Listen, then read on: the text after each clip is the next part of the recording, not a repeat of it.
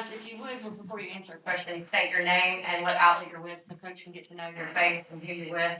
But right now, we'll throw it open to questions for Coach, okay? Joe, I'm Mark Story from the Lexington Herald Leader. So what is the origins of your relationship with Will and how did it develop? Absolutely, Mark. Thank you. So Will and I go back to, we've both kind of been in kind of parallel coaching jobs. When he was a GA at Texas, then he got out and coached in Texas high school football. And then he was at UTSA. I was at Louisiana Tech at the time.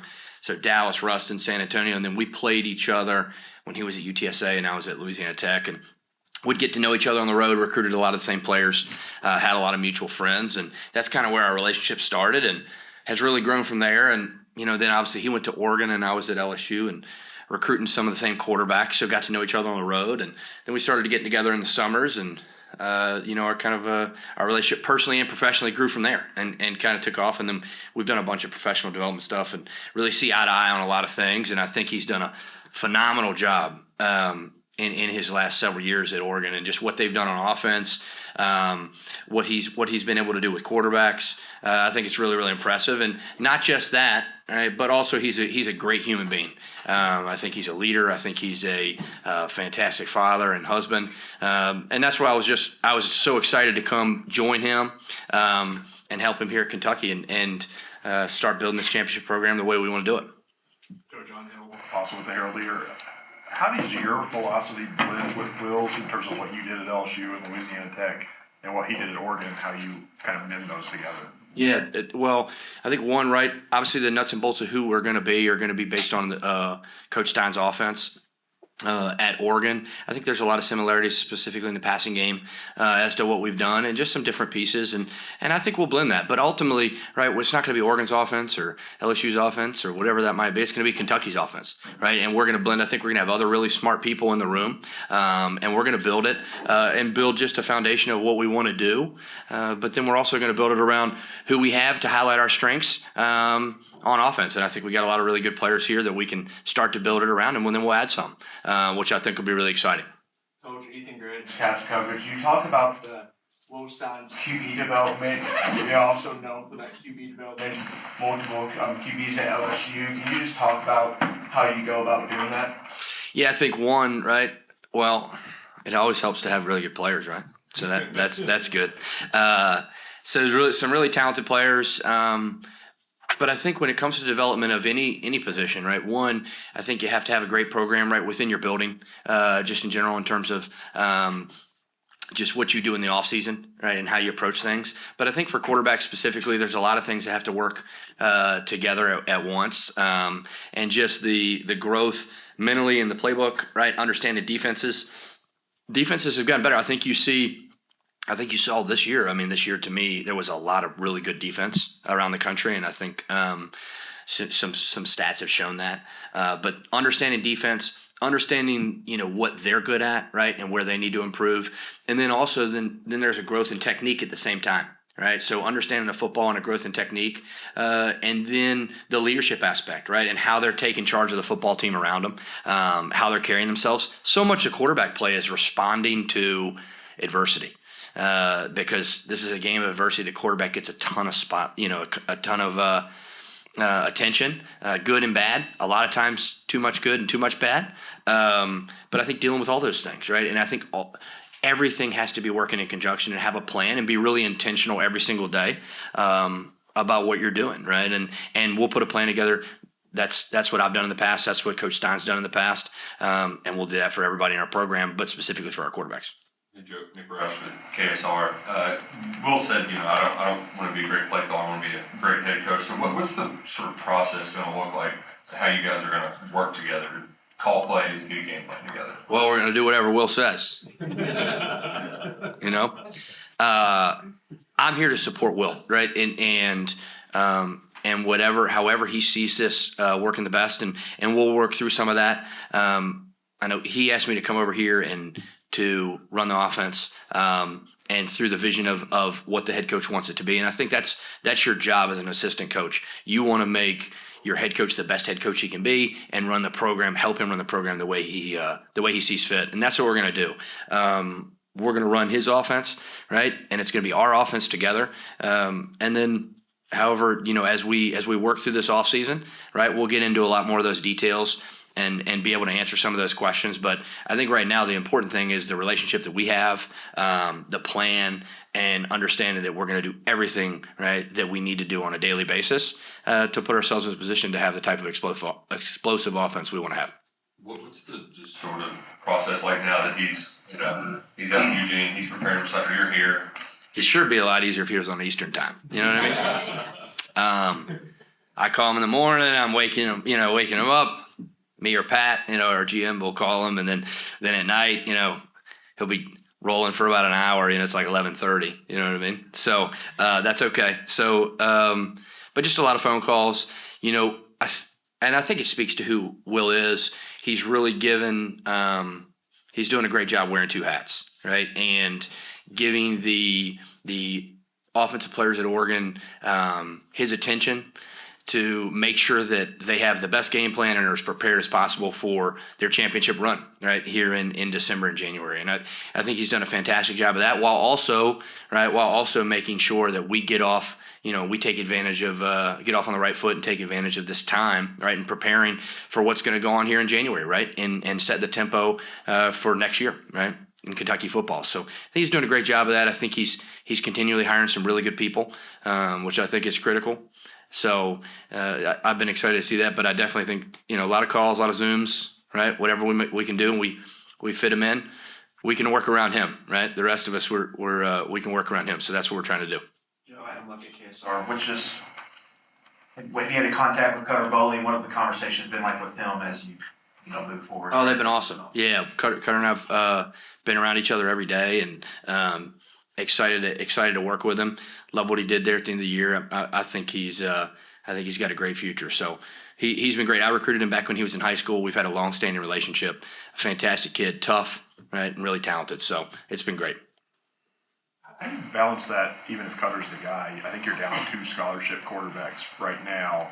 Finding some competition or depth or whatever in the portal, that doesn't seem like it. Well, I don't know about all that, but we'll every college football team in America is going to have 4 quarterbacks in the room, right? So you always got to do that, right? Just in terms of it's a position that way, just like any other position, right? Just like we'll need 10 receivers or 5, 6 tight ends, whatever it might be. So we'll do that, but ultimately, I mean, that's just college football, right? That's football in general, right? You got to fill out a roster, so we'll always do that. Joe, have you had a chance to watch film, and if so, what is your impression of Matt Pontoski?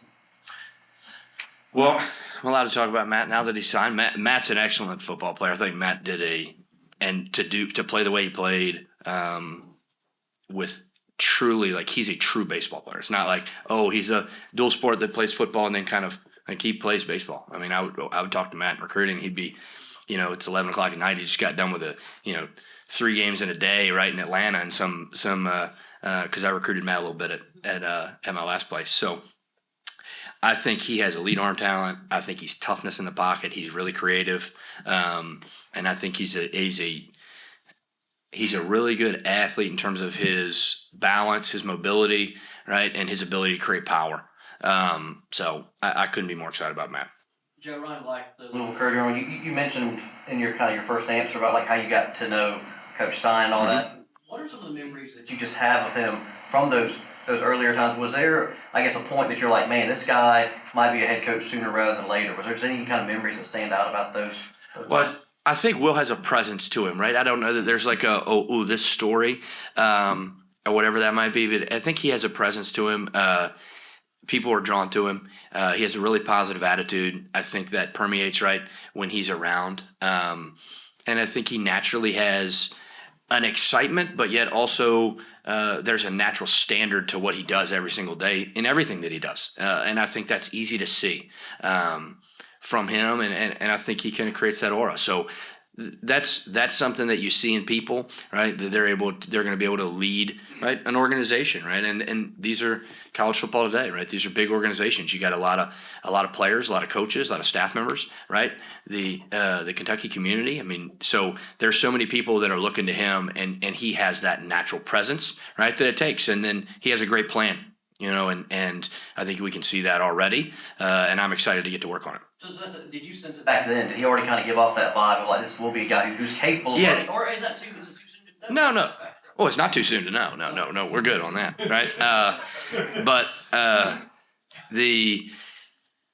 I think when you meet people, right, even when they're young, you can see that somebody has the ability to be a leader of men, who has the presence and the detail and the intelligence, right, to adapt and lead something like this, right? And I think you can see that early, right? Now whether that ends up happening, right? Obviously, Will's done a lot of things in between those times, but you could see early, right? In my relationship with Will, that he was going to be really successful in this business and had the opportunity to be a head football coach, and I think that's come to fruition, which is awesome.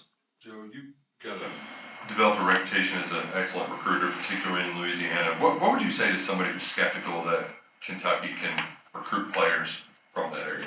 Well, I mean, I was 26 years old, and Skip Holtz hired me at Louisiana Tech, and I had never been to Louisiana. So, and he said, "Hey, you're going to recruit Baton Rouge. What do you think about recruiting Baton Rouge?" I said, "All right, that sounds good to me," right? And it was really nice. We had like a Crown Vic.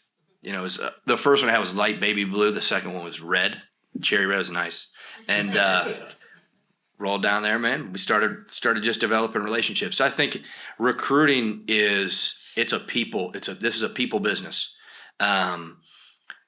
Coaches and mentors and family members, they want to know that you have a plan for their son on and off the field to develop them to their fullest potential. And what I look forward to is the opportunity to develop relationships right in all the areas that we're going to recruit. And I think that's what it's going to be.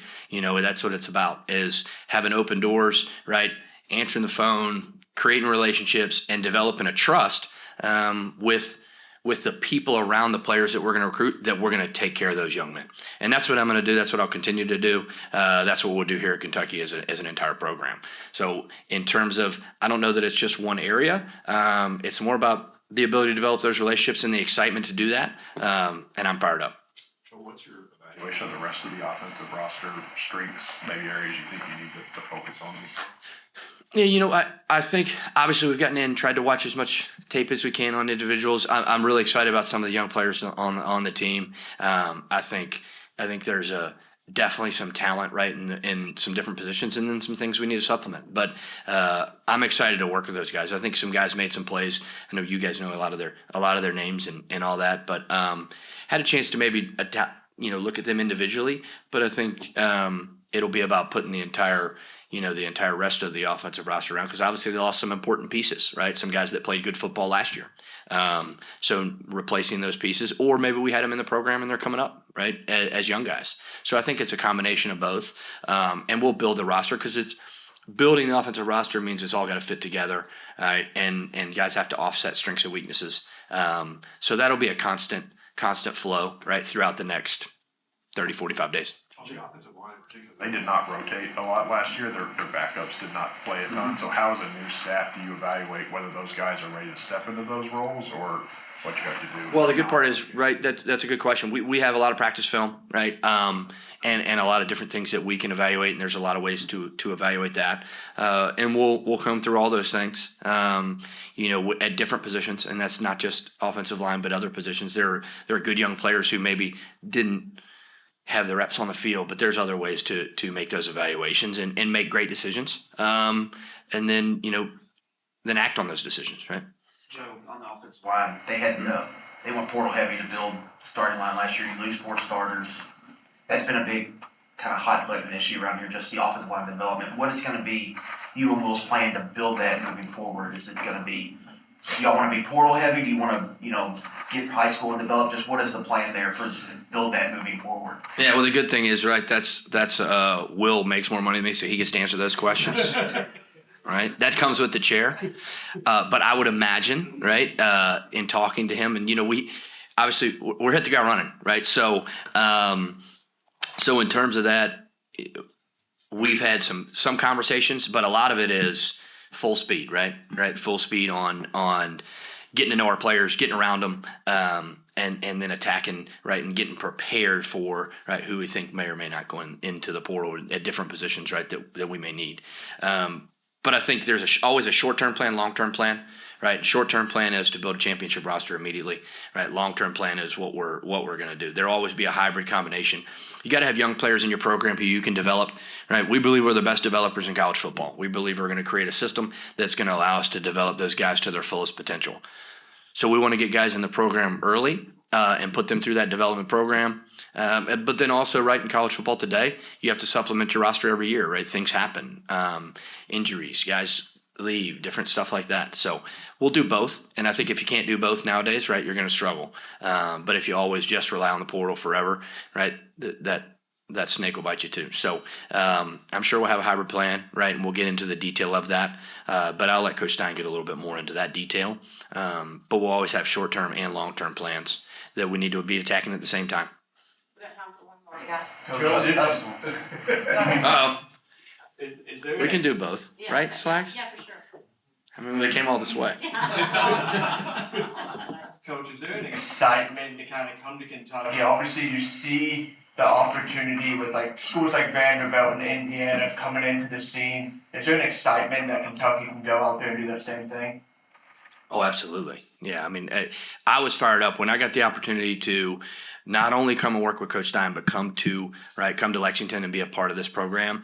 Man, for the last several years, I mean, Kentucky, Coach Stoops did a really fantastic job here, right? Won a lot of football games. I think there's a great foundation laid, and I think there's some things, right, that Coach Stein will do moving forward and be aggressive in today's college football.